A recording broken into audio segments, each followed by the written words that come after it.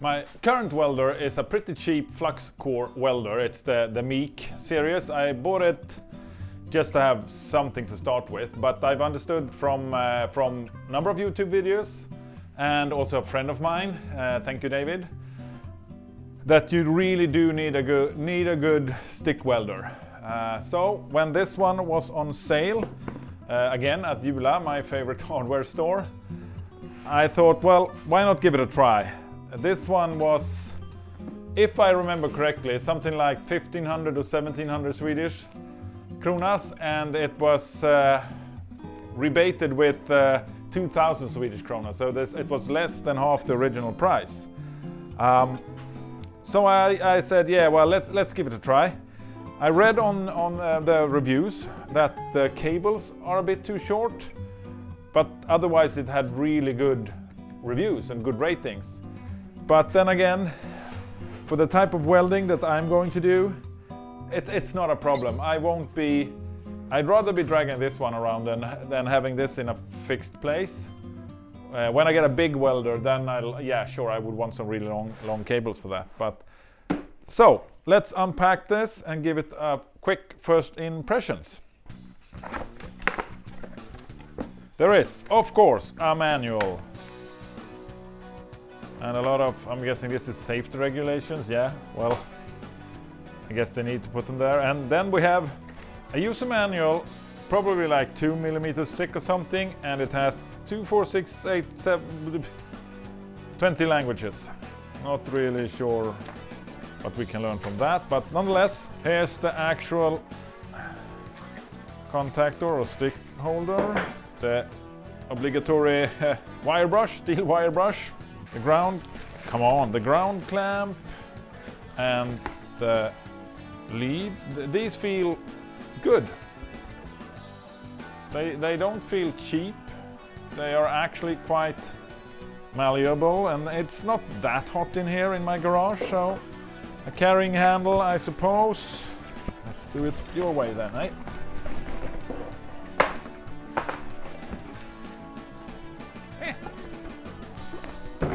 Where you go.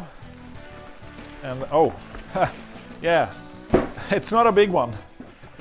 And these, yeah, oh, okay, it's for the welding mask. These are, I'm gonna start reusing these to make protection lenses for my cameras, because I'm kinda wussy about having my cameras pointed directly at the weld light. A stick welder, let's get this out of the way first, shall we? A stick welder is nothing more than a big inverter or transformer, as I understand it. So that's why this one isn't bigger than this. But one really good thing about this is, let's see if we can see it. It has a 100% duty cycle at 49 amps and a 6% duty cycle at 200 amps. I don't think I'll ever be welding 200 amps with this one, but still, it's actually pretty powerful for such a small machine. And it's an Italian-made unit, so I'm hoping that it's somewhat better than the standard Chinese stuff. It has a completely variable selector in the front as well. My other flux core welder only has 2 buttons, 1, 2, and high and low or something like that. So this is much more useful. I mean, it feels solid.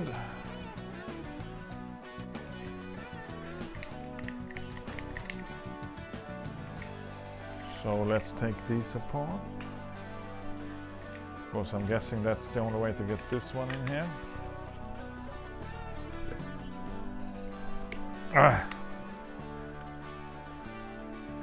Again, reading the manual. That's not how we do things around here. That's how I want to do it. Yeah. There we go. Now, I'm hoping I was wrong. Okay. Good thing we learned from experience. Yeah, that's the correct end at the correct place.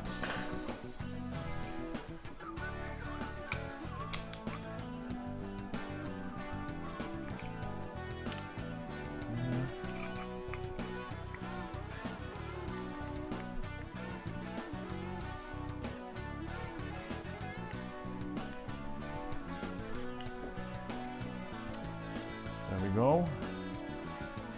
Yeah, here I'm going to need to.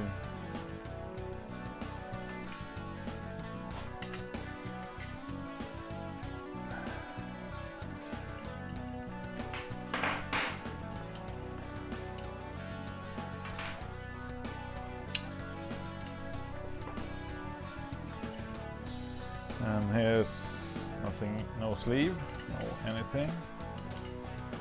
Is this how I want it? Yeah, that's the only way I can put it, I think. And that should be good.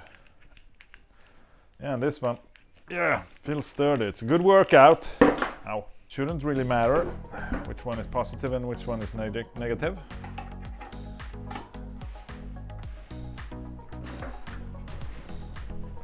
Yeah, good connection.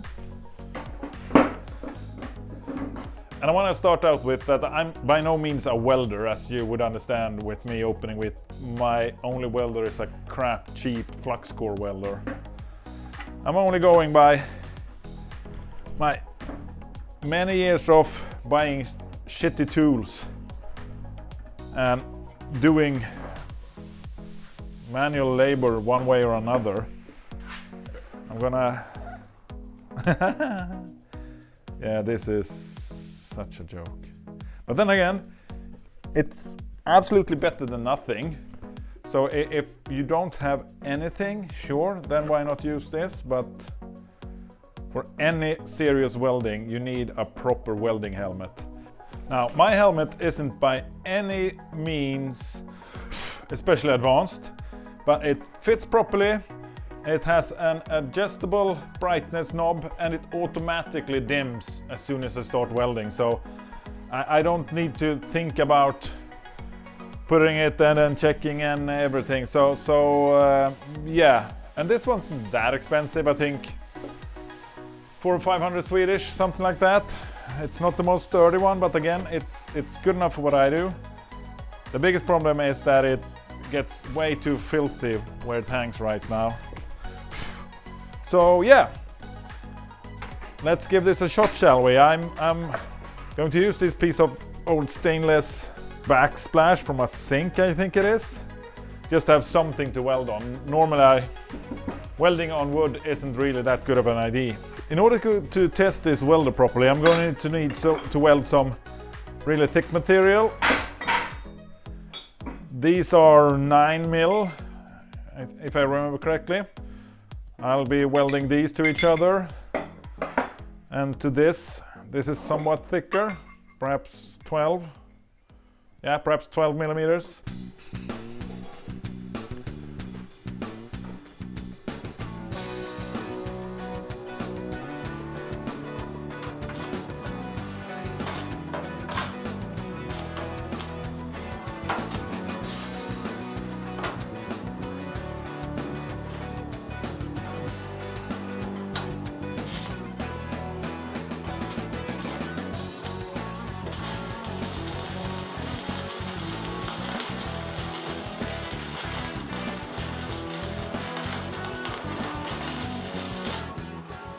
Now, as I mentioned, I'm no welder, but yeah, let's see how this one turned out.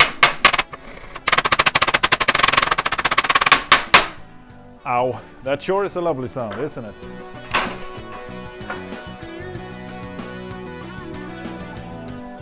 Well,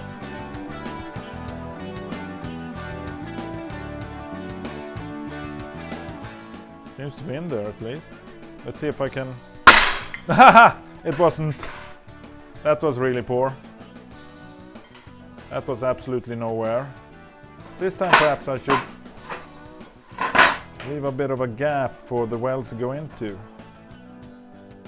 And also I'm doing it only with like 80 amps, which I'm guessing is a bit too low for this. So let's try this at 110 amps instead then. See if that does any difference.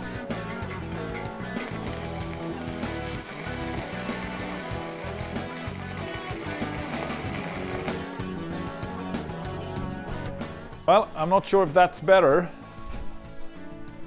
Perhaps it's only different. I'll put on my gloves and see if I can stress test this as well. This was with 110 amps. I didn't blow a fuse, which is nice. I'm only using a 2mm electrode though, which may or may not work at all for this type of steel. But yeah, doesn't look like it's penetrated much.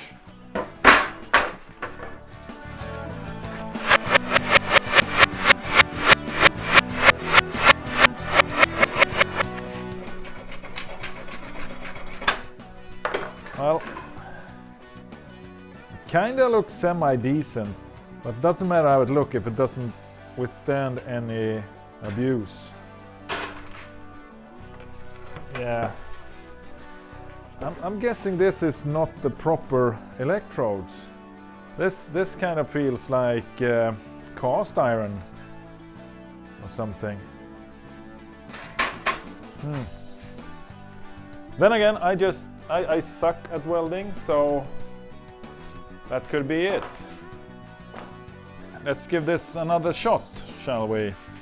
I've cranked up the amperage to 160.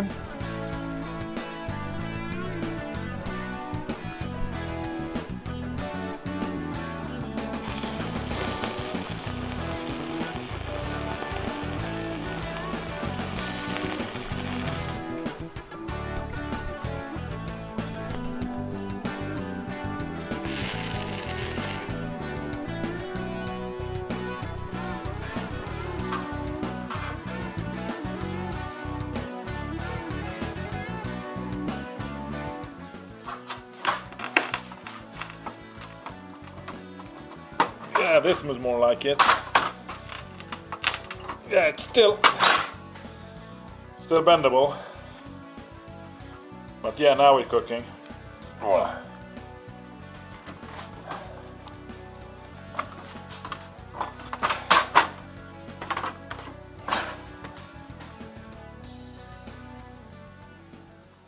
As a more or less complete amateur welder, what do I think of this? I really like it.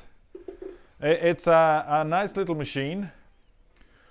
I like the soft start.